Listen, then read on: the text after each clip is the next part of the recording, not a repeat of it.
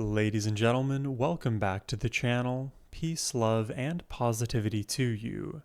My name is Sohum, and today I'll be giving a first-time reaction and lyrical analysis to the song Use Me by Garbage.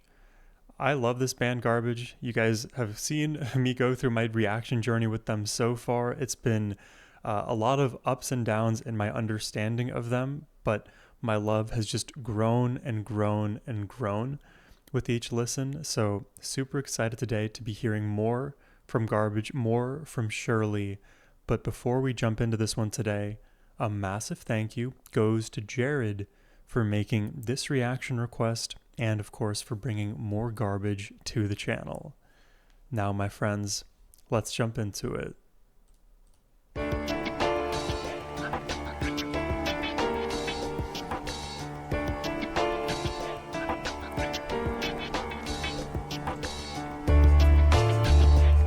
Tell you, I already like the soundscape.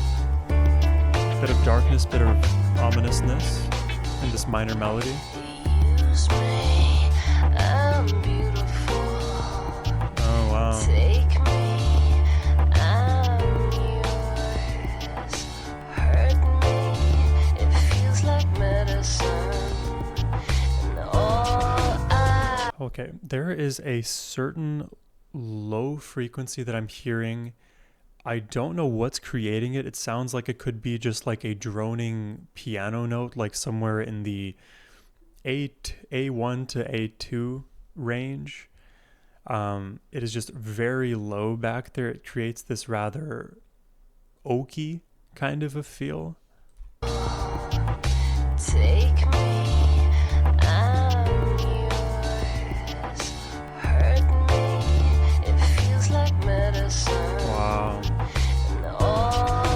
Hurt me, it feels like medicine. Like she wants to be used, abused, because that is somehow the way that she is deriving her self-worth. Maybe that's a bit of an extension here that I don't have the evidence to quite make, but those are some just visceral lyrics. But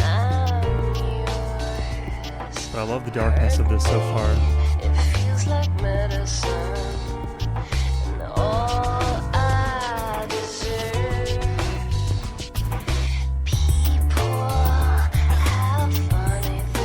The whisper on people there.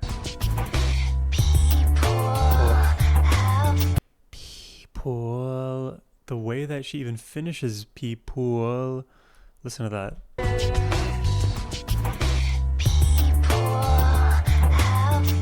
So she manipulates that vowel a little bit.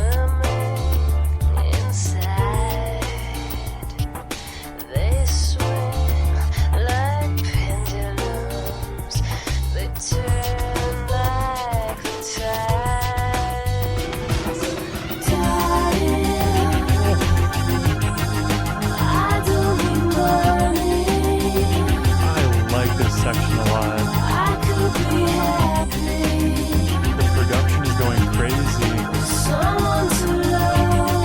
I'm almost reminded of a Madonna melody as I hear that part. Oh, wow. A crazy time. They will always throw me for a loop when it comes to these scale changes from section to section. Doesn't this section here, the chorus part, kind of remind you of a Madonna song? What is the song? Love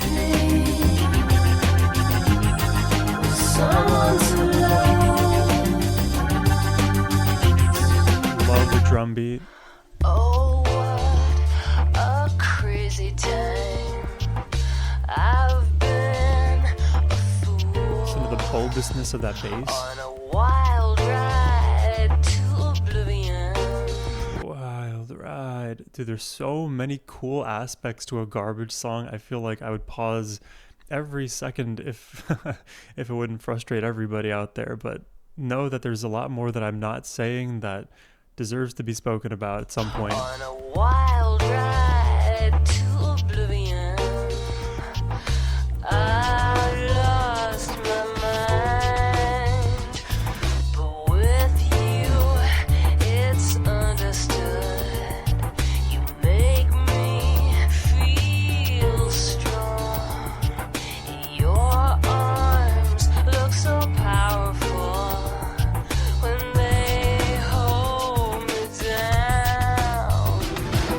kind of like what's happening is she wants to be used by this person, but not just by any person. A person who she views as being extremely powerful, potentially someone who can be a stable rock for her.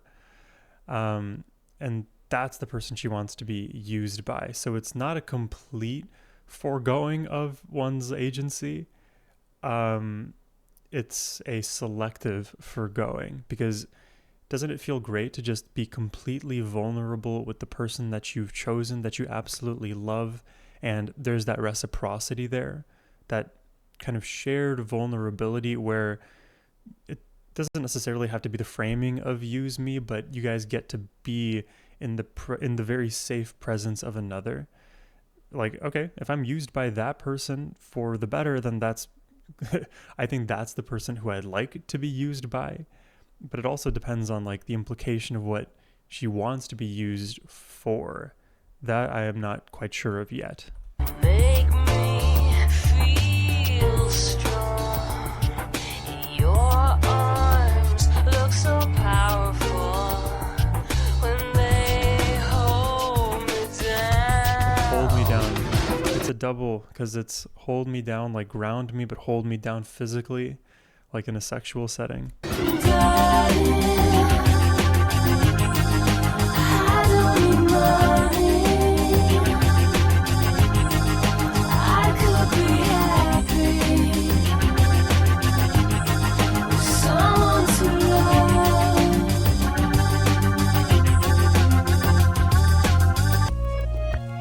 What?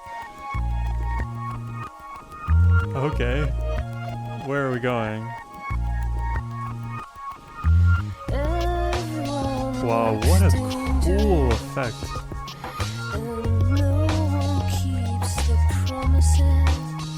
Like, who else but Garbage thinks to craft a a background like this? It's almost like a sword cutting through the wind in slow motion, and then all at once.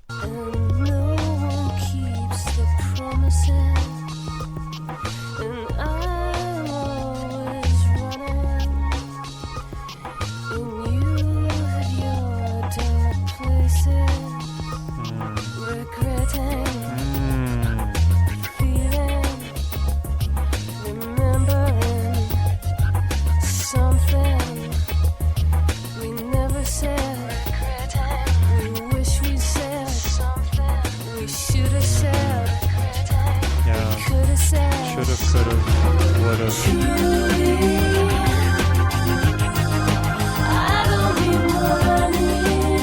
The syncopation in this chorus is everything.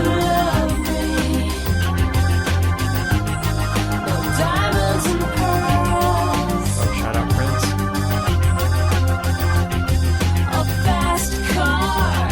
Shout out Tracy Chapman.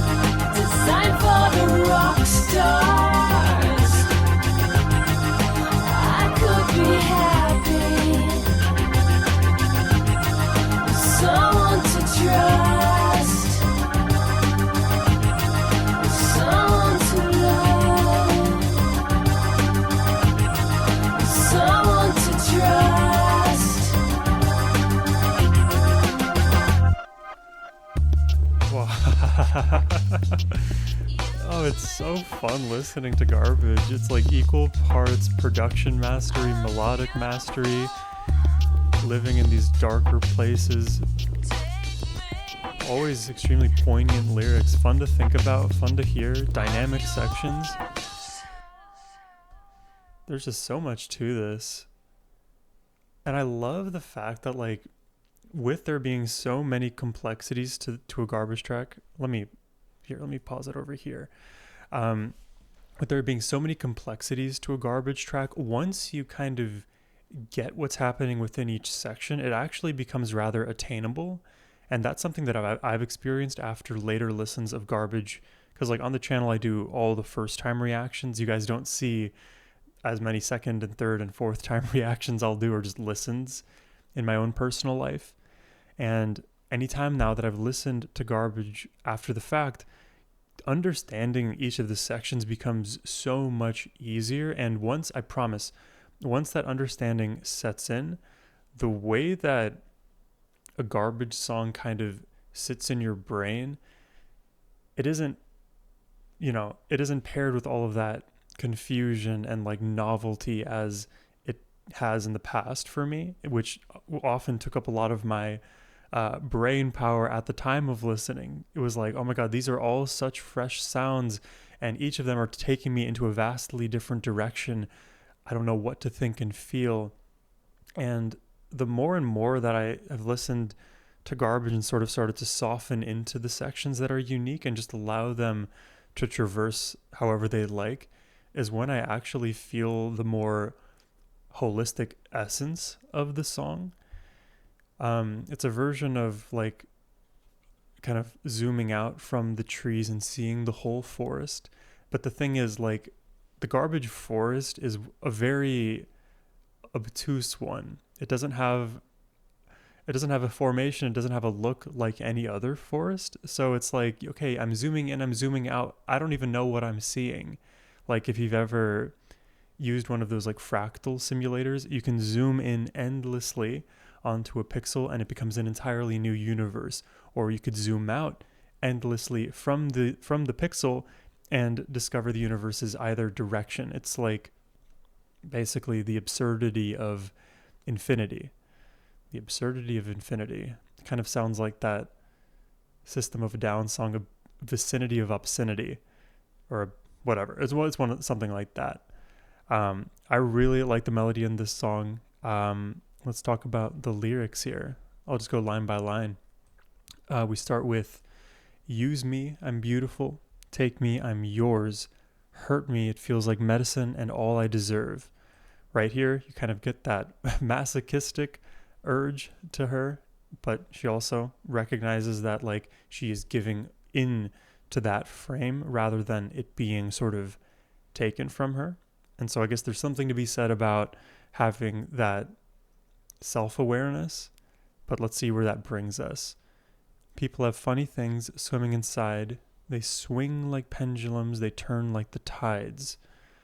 So the funny things, it could apply to a great many concepts, one of which would be your thoughts and beliefs, because like one day you may think X and the next day you pendulum over and you think Y.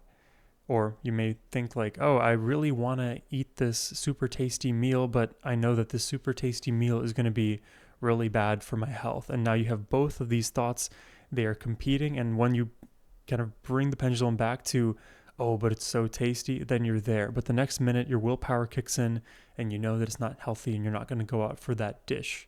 But back and forth you go. These are the funny things about us, these little idiosyncratic quirks that keep us human, keep us flawed. Darling, I don't need money. I could be happy with someone to love. I'm not in it for finances, I'm just in it for our connection, our dynamic. Oh, what a crazy time. I've been a fool on a wild ride to oblivion. I lost my mind. So there's a sort of mental dissolution that's happening. She's sort of discovering herself and losing herself at the same time. And that's just one of those things about introspection, about meditation, enlightenment, about self-discovery and identity, all of that stuff and more, I'm sure. The more inward you look, the more you're able to understand about yourself. But at the same time, when you look deeper than even that, you realize yourself to understand is a bit of the fabrication. What is understanding? It doesn't necessarily matter in the same way. And the further down you go, into oblivion, the less and less you may be tethered to the same reality you knew. My opinion is that you don't just lose yourself through enlightenment and oblivion. The way we ought to do it is through complete self-alignment through all of those different levels of consciousness, let's say. The next place we go, but with you it's understood, you make me feel strong. Your arms look so powerful when they hold me down. And that's where she says, you are my source of strength. So I want you to use me. You look very capable and are going to be able to keep this whole oblivion spiral from becoming a spiral. You'll be there to help me. Darling, I don't need money. I could be happy with someone to love. Now, repeated there. Everyone looks dangerous, and no one keeps their promises. And I am always running. Everyone looks dangerous. That's interesting. So, kind of piggybacking off of the you look strong, everybody else looks dangerous. When you're capable, you look inviting to me. But when you are incapable, I'm fearful of you because that is safety gone. And safety being gone is it's the equivalent of feeling danger. It doesn't have to be the most obvious source of danger, but if you're going to, let's say, live a life with somebody, you're going to want to make sure that that person is going to be able to create a stable, safe life with you. You don't want to be in fear of, well, let's say your physical safety being with them. You wouldn't want to fear for your financial safety with them, your spiritual safety, all of the different versions that exist of safety. I want to see that you have those strong arms and I'm going to leap right into them. No one keeps their promises and I'm always running. And you have your dark places, regretting, feeling, remembering something. So she's always running away from others. But the thing is, you aren't the complete open book that maybe I thought you were, or at least let me recant that. I'll say it this way. You are capable, and yet you still have your dark places as well. And that can be a source of fear for me, but that can also be recognition that even for the most strong on the surface, everybody is going to have that weak spot. But something that conversely gives you strength is being able to be vulnerable. So you see how it kind of like feeds into itself, because to be vulnerable in the first place with somebody, they have to earn your trust. They have to look capable of holding the safety for your vulnerability. And once they've shown you that you can be vulnerable with them, on the flip side, they can then show their vulnerability off to you. Now, in the toxic relationship, once the strong shows their vulnerability to, let's say, quote unquote, the weaker may look at the strong and say, oh, you're no longer capable. I am running far away, because now they became vulnerable and then immediately got rejected for that vulnerability. It's never going to be as black and white as once they're vulnerable, you have to stay or you have to not and hold the space and all that stuff. But, the dynamics being what they are, if someone is looking for a capable other and all of a sudden they're showing that they're not capable in whatever way that they deem important, then they may run away. So, and you have your dark places, regretting, feeling, remembering something we never said, we wish we said, we should have said, we could have said. And here is the flip. It's the idea that we regret not having been vulnerable sooner, because we were the strong place for each other, but we didn't realize that to have that strong place, you have to build it together. So this regret that we have for the relationship is a shared one. It's not one where I can just solely put the onus on you for creating that safe space. It is also on me to help facilitate that safe space and create one for myself for you. It's got to be, again, reciprocated. Truly, I don't need money or strangers to love me. No diamonds and pearls or fast cars designed for the rock stars. At least the references I noticed there, the Prince, the fast cars from Tracy. Maybe there's another as well. Or designed for the rock stars. I could be happy with someone to trust, with someone to love, repeated, with someone to trust. Use me, I'm beautiful. Take me, I'm yours. And that's how we end the song. And like to kind of bookend it with the same basic motif, because at the beginning it was use me, I'm beautiful, take me, I'm yours, hurt me, it feels like medicine and all I deserve. So that last part got chopped off and it's just the use me, I'm beautiful, take me, I'm yours. And if you just distill the entire meaning of the song down to that one phrase, use me, I'm beautiful, like I am the object of your admiration, but it's you who is using me. And the reason that you can use me is because I am yours to begin with. The relationship that we've developed over time, that safety, that vulnerability, it means that you can take me because I am yours.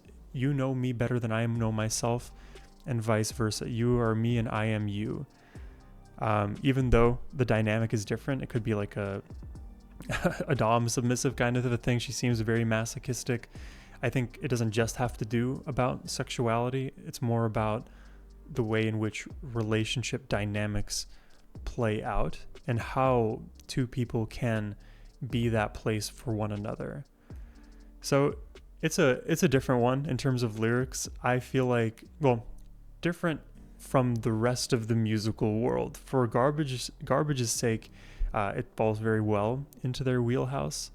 But definitely when I listen to Garbage lyrics, I have to kind of put myself in the mindset a bit of that angsty teen, but also of someone who has thought about these issues more deeply than your average teenager might have. Because I feel like Shirley in her lyric writing is very good at hitting deeper, right below the surface. The use me, I'm beautiful. Yeah, that may be a very surface level line, but when you pair it all together with the other meaning in this track, you get multiple levels of meaning. And that's something that's always just enticed me about lyrical analysis and understanding why some of the great music has such great lyrical artistry. And I feel like Garbage are no exception to that. They really, really knock it out of the park there. But this was an awesome song. Loved the melody, loved the lyrics throughout. Please let me know what your thoughts are in the comment section down below. Hope you guys enjoyed this reaction. If you'd like to request one yourself, you can always do so by clicking the first link in the description box below. But thank you all for watching. I hope you have a wonderful rest of your day. Take care and peace.